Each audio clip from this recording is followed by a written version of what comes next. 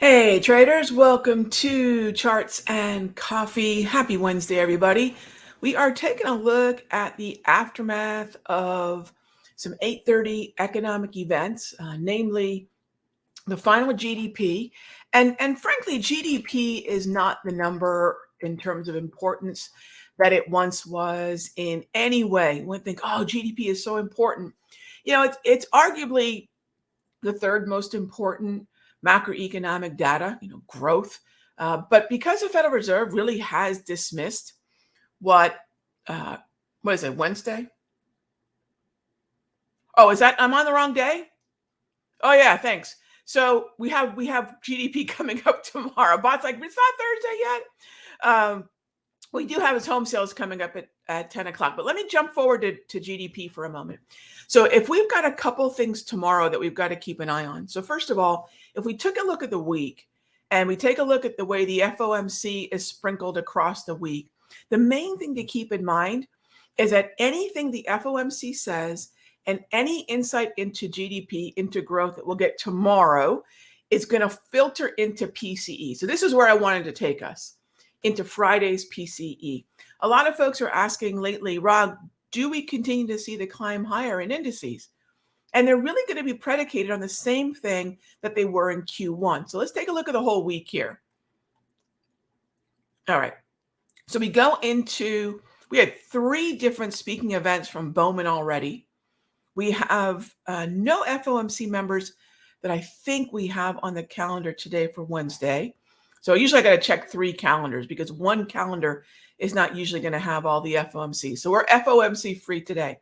But every FOMC event, add in GDP, add in even on Tuesday when we had consumer confidence, and that's all going to accumulate into Friday's overall hot zone. Okay, Rob, why is this so darn important? What a lead up. Because on Friday, we get clarity as to whether or not the Federal Reserve's metric on inflation is flat or cooler. If this thing is flat, we should see moderately decent support and maybe some upside. But if this thing is cooler, it will put September as a 1/4 point rate cut on the map. And this is absolutely what bulls are waiting for. So everything is a little bit of wait and see between now and then. We get the speed bump of GDP tomorrow, but everything is cumulatively going to take us to core PCE. This is not the time to be bearish. After PCE, if it shows that inflation's maybe at 0.2 or higher, then we expect a pullback. But if inflation stays flat to cool, this is going to open up September. So if you're still looking at narratives of sell in May and go away, well, first, please don't, because it's not even factually a thing. If you look at the data, it's not even true. However, if you're still waiting for that big drop, or let's say you're not a bear, I'm not a bear, right? But there's still a lot of bears out there for some reason. But if you're not a bear and you're just looking for a pullback, Friday could be a significant pullback. So if you're wondering, Rob, could we have a mean reversion on the indices? Because we haven't really been doing that. So what would a mean reversion be to me? Starting at about 19,150 to 19,050, even down to 18,900. That area, that zone, and it seems like a lot of points, but 250 NASDAQ points really isn't a lot. If we pull back to that zone, at that point, that will be a mean reversion, something along the lines of what we saw at the end of May. Now, if there's going to be any reason for higher volatility, aside from, now I talked about GDP with all the FOMC going into PCE on Friday. Oh yeah, we have this little thing called end of quarter. And if you want to know my end of quarter plans for this week, please check out the free video at the Simpler Trading website, or YouTube channel, I should say, from yesterday. I think I called it sector rotation setups or something like that. And do check out the premium video. So folks in the Simpler Central room and my Sector Secrets Mastery, check out the premium video, and I lay out what's happening in terms of that potential rotation we could see and where it would impact most.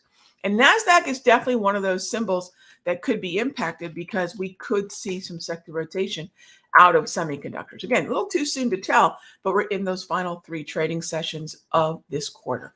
All right. So with that being said, All right, so keep an eye on the whole timeline. Sometimes when you want to look at the entire week, do it on a Sunday. And ultimately, if you start doing it on a Sunday, you'll see how the week sort of unravels, and basically it's like stepping stones from one data event to the next. And please don't underestimate the calendar, right? We all look at price. We might be looking at indicators of our favorite sort. I do all that stuff too. But the reason for movement is seldom the technicals, gang. It's usually going to be some sort of FOMC speaking event, some sort of data, especially jobs or inflation. There's going to be a catalyst usually that will sync up with the technicals. And so if you keep that calendar and this applies to earnings too. If you keep that calendar as a steady part of your sequence in the morning, and then you overlay price, technicals, volatility, volume, everything does almost magically dovetail into a much more complete narrative. All right, that being said, you can see we have a little bit of weakness we're below the previous session close on the S&P this morning. Doesn't mean that that's where we're going to be at 3 o'clock. We're just below the previous session close. On the NAS this morning, you can see we pulled back from punching up to some significant highs earlier. That's okay. Again, what happens after 9:30 is what matters, especially for those of us trading options on the QQQ or options on the SPY. What about the Dow? Dow had a pretty good pullback into the close, and then we rebounded a little bit. We're looking for a little bit more of a rebound in the Dow. This was yesterday, kind of on the lower edge to moderate edge of the daily price movement range. So if the Dow is going to find some support, this would be the time to see it happen. And let me do this here real quickly. No, that's not going to work. Let me just show you this without, just so you can see the daily price movement range a little bit better. All right, there we go.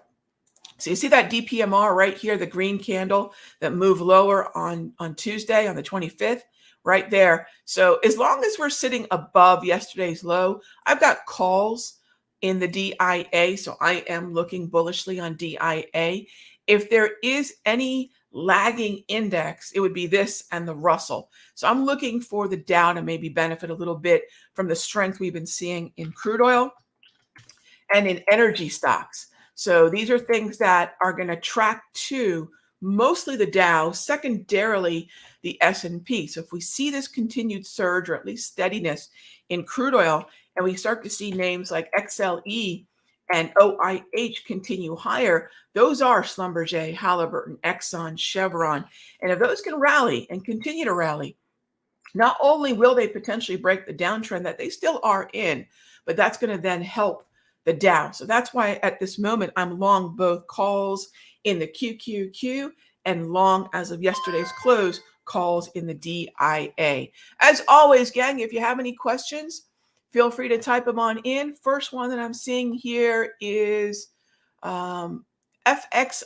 Sure. So there's a few different ways, Andreas, to take a look at China, which I'm sure you know. For those of you that are unfamiliar, there's a number of ways to look at it. There are these things called the MCI iShares, and it's a brand of country ETFs. So just like we have the SPY, which we can consider a country ETF, there are different ETFs that reflect what's going on in a collection of stocks in other countries. But we have to look at what those stocks are. But ultimately, there's two different ways to look at China. FXCI, which is still in a downtrend, MCHI, which is also still in a downtrend. But I would also say keep an eye on KWEB as well. None of these are, for me, ready for prime time quite yet. But if I'm looking at the China story, whether it's specific to tech, like the KWEB, or if it's FXI, what I'd really like to see is this downtrend go back into neutral. And at that point, we could take a look at support level oversold buys. But with the dominant red candles on the daily and with the downtrend on the daily, I'm just going to pass for now in terms of that narrative. You can see what it's done and you can see where it is. And it's not as if it's not, at least in the bullish hemisphere, above the 200 top tier dots. That's really the equator, if you will, sort of the top tier equator is the way you can look at it. And we are in the bullish hemisphere, but I'd like to see a little bit more neutral action to maybe even, dare I say, bullish action with green candles before I would engage it. All right. Okay. Good morning. Good morning. Good morning. All right. Questions. All right. Let's see. Let's move on then to, I mentioned SMH. So let's pull that up. Now, at this point in the quarter, if we're going to see a little bit more weakness in SMH, as I've been outlining the last week or so, and also in yesterday's free video, if we're going to see, and it's an if, there's no guarantee we have to see rotation. End of quarter doesn't have to see profit taking in the strongest sectors and bargain hunting in the weakest. That doesn't have to happen. But if it happens, indications are early that it's going to happen to semiconductors and possibly XLK technology ETF and into XLE and OIH. Now, that means that the SMH has to stay heavy. It doesn't have to collapse. It doesn't have to break the downtrend. It just means that we could see a little bit more weakness for the next 3 sessions, including today. So Wednesday, Thursday, Friday's session. Now, here's the thing. It's still very much kind of an NVIDIA conversation, a Taiwan semi conversation, an AVGO conversation, but actually, except for Qualcomm, which is being a little bit more volatile than some of the other names, it's actually printing red candles, which is notable. But aside from that, most of the names in the SMH are quite bullish. So the way that I would look at this is rather than pick a favorite stock, and by the way, everyone's got NVIDIA on the brain. I get it. Everyone's trying to figure out if we've hit peak NVIDIA. Everyone's trying to figure out what happens next. That kind of disproportionate, hey puppy, that kind of disproportionate, go lay down, good girl. The pup's in the house. My sector secret mastery folks. Yes, we have the pup indicator in the house. Come here, girl. Come here. All right. So if we're looking at NVIDIA, it's just going to be one of those things where the narrative around it is still going to be, have we hit NVIDIA highs? By the way, no, I would look for NVIDIA to hit new highs in July. But for now, again, if there's a little bit of profit taking into end of quarter and then re-engagement at the beginning of July, I wouldn't doubt that whatsoever. But if you don't want to hitch your wagon to one name, right? Look at SMH, because now you've got a group of semiconductor stocks as a whole, which are quite bullish. And then semiconductors, SMH calls are a great way to get exposure to all of that. All right. So what we find is sometimes the tide, the index, or the sector is a better way to play a group of stocks rather than picking an individual boat, right? An individual stock. And that's the way I'm definitely looking at the SMH. All right. Speaking of SMH, got a question on MU. We have earnings coming up, as you can see. This is still in an uptrend, but I will say this, Eddie, anytime I'm inside 2 weeks, most definitely 1 week to earnings, remember, implied volatility goes way up. The chance of a post-earnings vol crush goes way up. And the chance of extreme volatility that does not give a rip about the trend goes way up. So I put those on my do not trade list, unless it's a very, very, very long-term buy and hold portfolio position. I leave things that are this close to earnings off the table. I know some people absolutely love playing earnings. I've observed it from afar in terms of what I see with earnings, and it's a coin flip at best. So I don't want to put myself in that sort of mentality of a lottery scratch-off ticket of it could be really right or it could be really wrong. It's just not my cup of tea. So what I would prefer to do is let's let earnings happen. Let's see what happens after the dust settles. That's going to take at least 1 or 2 sessions, and we'll re-engage. Because if you take a look at the data and if you take a look at the charts, the best setups for earnings are typically the rally into them if we have strength. And if we don't have strength, if it's chop, I'll leave it alone. But that's the cleanest action that I'll see with higher probability than earnings itself. So I know you're not playing earnings, but I would leave it alone until after we see ultimately what that response is. Thanks for the question. But it is related to the SMH narrative. So keep an eye on the impact on SMH. While it's not a high concentration weighted stock, a lower concentration weighted stock with a higher price movement can be pretty influential as well. All right, next up, Connor asked, do I have any advice on scanning for squeeze swings? I don't use the squeeze, Connor. I don't. What I would tell you to do is if you're looking for swings in general, and this includes any variety, any particular indicator that you like, what I would recommend if you're looking for follow through, always prioritize trends. Squeezes tend to happen in trends too. The problem with squeezes in a sideways market is they can consolidate for a really long time. So now you've got the challenge of how far out do you buy the expiration, or do you do the inane thing of rolling and rolling and rolling, which I find to be absolutely ludicrous. Timing is trading.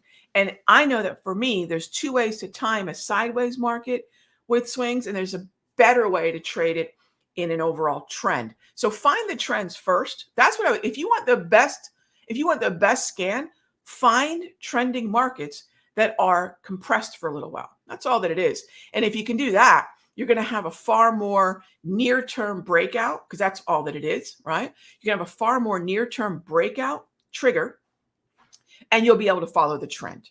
All right. So ultimately, what we want to remember is, regardless whether it's my indicators or any other, finding trends is going to be the key. So when someone's doing really well with buy the dip, it's a trend. That's what I do, right? My QQQ was a straight up buy the dip. Is it a magical indicator?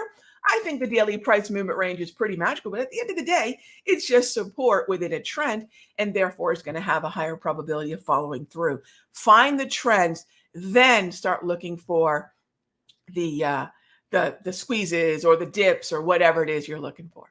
All right, what does the pup indicate? Anthony, we just love the pup in the house when we're doing our sector secrets mastery.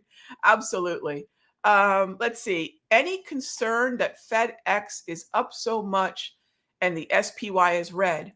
No, because FedEx doesn't have a high concentration weighting in, well, first of all, when you say up so much, again, that's kind of, Eric, up from where it's been in a downtrend. It's had a nice bounce. Granted, it's up 12 points, but it's a $256 stock, up 12 points. But FedEx is not heavily weighted. So think about weighting. Eric, think about weighting. If you're asking me about IYT, if you're asking me about where FedEx is heavily weighted and then how that relates to the Dow might be a little bit better. So know the weightings and then it'll make more sense. But no, the S&P and FedEx, I don't really look at for a whole lot of influence from this stock into that particular index. All right, gang, as always, thank you so much for being here for Charts and Coffee. I'm always looking to share with you the things that I've learned over the past 30 plus years. If you want to learn more about what we're doing, how are we treating sector rotation, why are we long the QQQ or T, how are we handling XLE as a potential setup, come check out what we're doing over at the Sector Secrets Mastery. That's over at sectorsecrets.com. All right, gang, be good to each other.